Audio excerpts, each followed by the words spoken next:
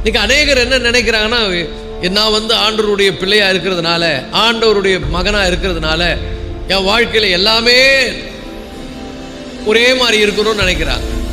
சில நேரங்களில் கர்த்தர் வனாந்திரத்தில் கூட நடத்துவார். இஸ்ரவேல் ஜனங்களை எங்கிருந்து நடத்தி கொண்டு வந்தார்?